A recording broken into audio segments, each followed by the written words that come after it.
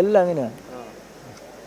ജനങ്ങളുടെ മനസ്സങ്ങനെയല്ല. എന്തിൻ്റെ അടിസ്ഥാനത്തിലാണ് ഇതെന്ന് പറയുന്നത്? ഈ കഴിഞ്ഞ തവണയും കണ്ണൂർ അതെല്ലാം നോക്കിക്കഴിഞ്ഞാൽ പിന്നെ കൗണ്ടിങ്ങിൻ്റെ ആവശ്യമില്ല എന്ന് തോന്നിപ്പോ. പിന്നെ കൗണ്ടിങ്ങിൽ വന്നിട്ട് ഉദ്യോഗസ്ഥങ്ങളുടെ ബുദ്ധിമുട്ട് തന്നെയാണ്. കണ്ണൂർ മണ്ഡലത്തിൽ നല്ല പ്രതീക്ഷ തന്നെയാണ്. കണ്ണൂർ മണ്ഡലം ഉൾപ്പെടെ കേരളത്തിലെ എല്ലാ മണ്ഡലത്തിലും ഇടതുപക്ഷം തുടർച്ചയൊപ്പം കണ്ണൂരും LDF-ന്റെ കൂടെ. അതെ. രാമചന്ദ്രൻ കടന്നപ്പള്ളി മന്ത്രി രാമചന്ദ്രൻ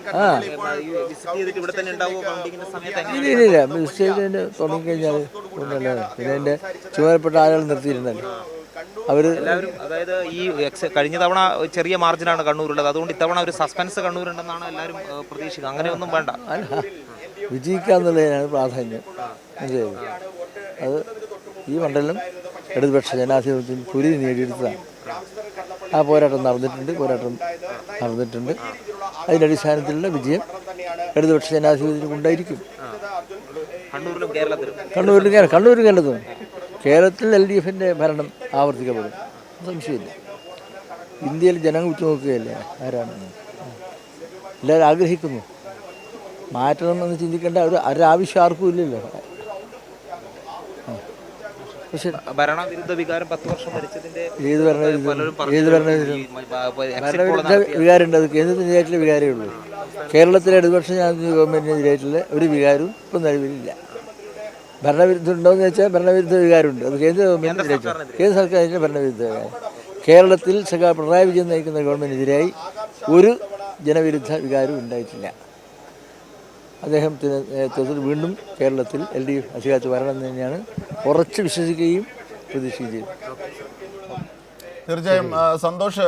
സിജു, ഏറ്റവും പ്രധാനപ്പെട്ട ഒരു കാര്യം അദ്ദേഹം പറഞ്ഞത് ഭൂരിപക്ഷം അല്ല വിഷയം, ജയിക്കുമെന്നുള്ളത് ഉറപ്പാണ്. കാരണം നഗര സ്വഭാവങ്ങളുള്ള മണ്ഡലമാണ്.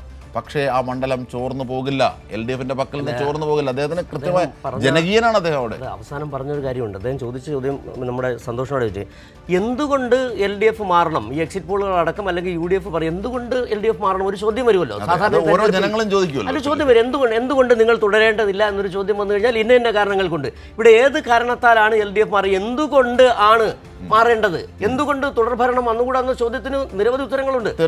സന്തോഷിലേക്ക് തന്നെ പോവാം. സന്തോഷ്, ഈ കണ്ണൂർ വളരെ ജനകീയനായ വ്യക്തിയാണ് രാമചന്ദ്രൻ കടന്നപ്പള്ളി. അപ്പോൾ മാത്രമല്ല അദ്ദേഹം വളരെ ആത്മവിശ്വാസത്തിലാണ്. ഭൂരിപക്ഷത്തിൻ്റെ കാര്യത്തിലല്ല, വിജയം ഉറപ്പാണ് എന്നുള്ളതാണ്. അപ്പം നഗര കേന്ദ്രീകൃതമായ പ്രദേശത്തെ പിടിച്ചെടുക്കാമെന്നൊക്കെയുള്ള വലതുപക്ഷത്തിൻ്റെ അത്തരം മോഹങ്ങളൊക്കെ വെറും മോഹങ്ങളായി അവശേഷിക്കും എന്നാണ് അദ്ദേഹം പറഞ്ഞത് ഏറ്റവും ഒടുവിലും, അല്ലേ?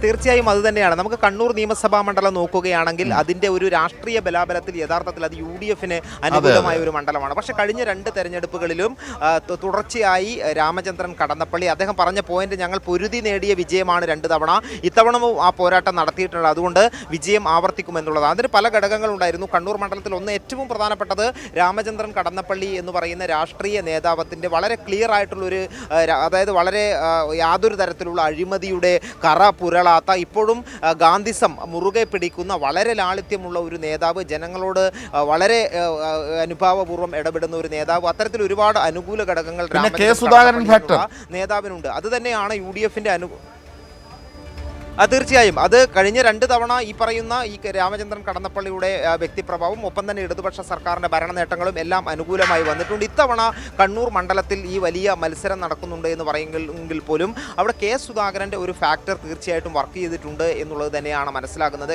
സുധാകരൻ സീറ്റ് നിഷേധിക്കപ്പെട്ടപ്പോൾ ആദ്യം പ്രഖ്യാപിച്ചത് തന്നെ 2 സ്ഥലങ്ങളിൽ UDF സ്ഥാനാർത്ഥികളെ കണ്ണൂരിൽ തോൽപ്പിക്കുമെന്നാണ്. ഒന്ന് പേരാവൂരിലും ഒന്ന് ഈ കണ്ണൂർ നിയമസഭാ മണ്ഡലത്തിലും. സുധാകരൻ്റെ അനുയായികൾ പരസ്യമായി തന്നെ അക്കാര്യം പ്രഖ്യാപിക്കുകയും ചെയ്തിട്ടുണ്ട്. അത്തരത്തിലുള്ള ചില വർക്ക് ഈ സുധാകരൻ്റെ അനുയായികൾ നടത്തിയിട്ടുണ്ട് എന്നുള്ളത് കൂടിയാണ് മനസ്സിലാക്കുന്നത്. അതുകൊണ്ട് കടന്നപ്പള്ളി രാമചന്ദ്രൻ സ്ഥാനാർത്ഥി ഇപ്പോൾ നമ്മളോട് സംസാരിച്ചപ്പോൾ അദ്ദേഹം ചൂണ്ടിക്കാട്ടിയ അനുകൂല ഘടകങ്ങൾ, ഒന്ന് കണ്ണൂർ നിയമസഭാ മണ്ഡലത്തിൽ കഴിഞ്ഞ 2 തവണ നടത്തിയിട്ടുള്ള വികസന പ്രവർത്തനങ്ങൾ, സംസ്ഥാന സർക്കാരിൻ്റെ വികസന പ്രവർത്തനങ്ങൾ, ഒരു തരത്തിലുള്ള ഭരണവിരുദ്ധ വികാരവും നിലവിലില്ല. മാത്രമല്ല നഗരത്തിലെ ജനങ്ങൾ വീണ്ടും LDF വരണം എന്ന് ആഗ്രഹിക്കുന്നു. ഈ ഘടകങ്ങളെല്ലാം ശരിയായി വരുമ്പോൾ അവിടെ വീണ്ടും മാർജിൻ ഭൂരിപക്ഷത്തിൻ്റെ പ്രശ്നമല്ല, പക്ഷേ LDF വിജയിക്കും എന്നുള്ള പ്രതീക്ഷ തന്നെയാണ് അദ്ദേഹം പങ്കുവെക്കുന്നത്.